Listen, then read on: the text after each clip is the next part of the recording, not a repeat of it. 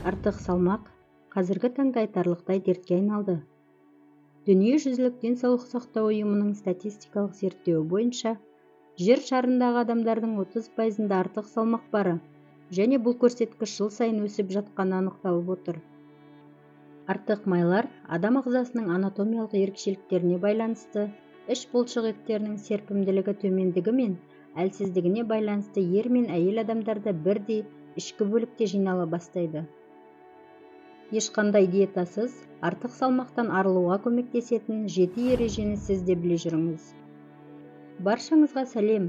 Видеоны соңына дейін қарап, пайдалы ақпаратты ауырмасын деген жақындарыңызға жіберіп қоюды ұмытпаңыз. 7. Күнделікті рационыңызға пайдалы майларды қосыңыз. Әдетте біз қалай жасаймыз? Артық салмақтан арылу десе, аз тамақтанып, калориясы аз тамақтар жеуге тырысып, әрбір калорияны есептеп, ірімшік, жаңғақтар мен майларды шектей бастаймыз. Негізінде керісінше жасау керек. Табиғи және пайдалы майлар баяу қорытылады, тоқтық сезімді ұзақ уақытқа сақтап тұрады. Сол себептен тез қорытылатын немесе тәтті тағамдарға деген құштарлықты басуға көмектеседі. Авокадо мен жаңғақтар, зәйтүн майы, балық, жұмыртқа, ірімшік, көкөністер мен жемістер. Осы өнімдерді күнделікті рационыңызға қоссаңыз, іш құрылысыңыздың және тән сұлулығы мен сымбаттылығы арта түскенін байқайсыз. 6. Жемістер мен көкөністерді мұқият тазарту. Сізде артық салмақ болса да, болмаса да, көкөністер мен жемістердің күнделікті сіздің рационыңызда болуы міндетті.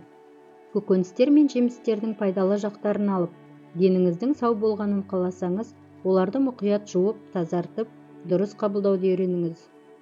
Барлық көкөністер мен жемістер өзінің әдемі қалпын сақтап, бұзылудан және құрттап кетуден сақтап тұратын өте улы пестицид деген химиялық өніммен өңделеді. Пестицидтер адам ағзасына тұрақты түсіп тұратын болса, біршама өзгерістерге ұшыратады. Нәтижесінде зат алмасуы бұзылады, қалқанша безінің жұмысына кері әсерін тигізіп, гормондардың бұзылуына әсер етіп, нәтижесінде сізде артық майлардың пайда болуына ықпал жасайды.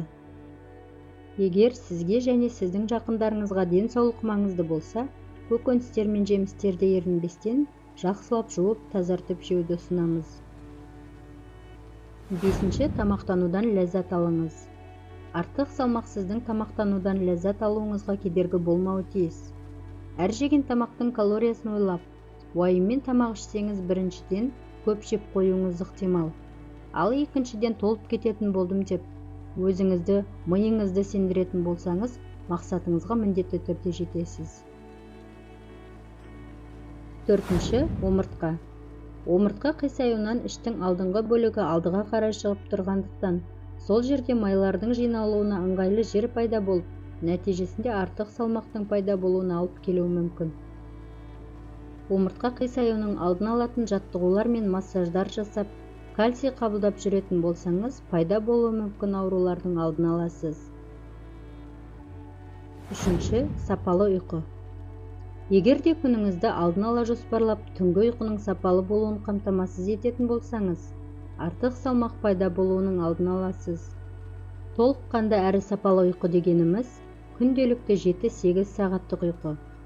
Түнгі сағат 10:30 мен түнгі сағат 1:30 аралығында бөлінетін мелатонин гормонының дұрыс бөлінуін қамтамасыз ету және кортизол гормонының артық бөлінуінің алдын алу қажет. Ғалымдардың зерттеуі бойынша, 5 сағаттан аз ұйықтайтын адамдарда ұйқысы 7-8 сағат адамдармен салыстырғанда артық салмақ 5 есеге өскен. 2. Глютен. Глютен сізде артық салмақ пайда болуына ықпал жасайтын номері 1 өнім. Глютеннің адам ағзасында сіңімділігі мен қорытылуы өте нашар болып келеді.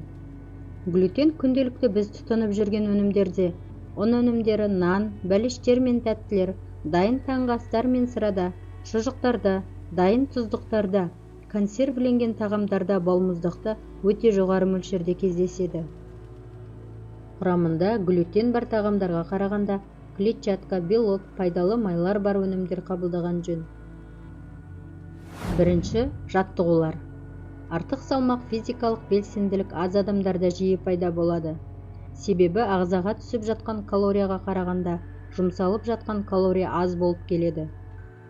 Арнайы спорт залдарға барып артық физикалық күш жұмсамай-ақ, күнделікті таза ауада жаяу серуендеу, тамақтанудан кейін жатып қалудан сақтанатын болса, әрбір адам артық салмақ болдырмауға мүмкіндік жасайды. Видеоны соңына дейін қарап, қолдау білдіргендеріңіз үшін рахмет. Ауырып ем іздегенше ауырмайтын жол іздейік.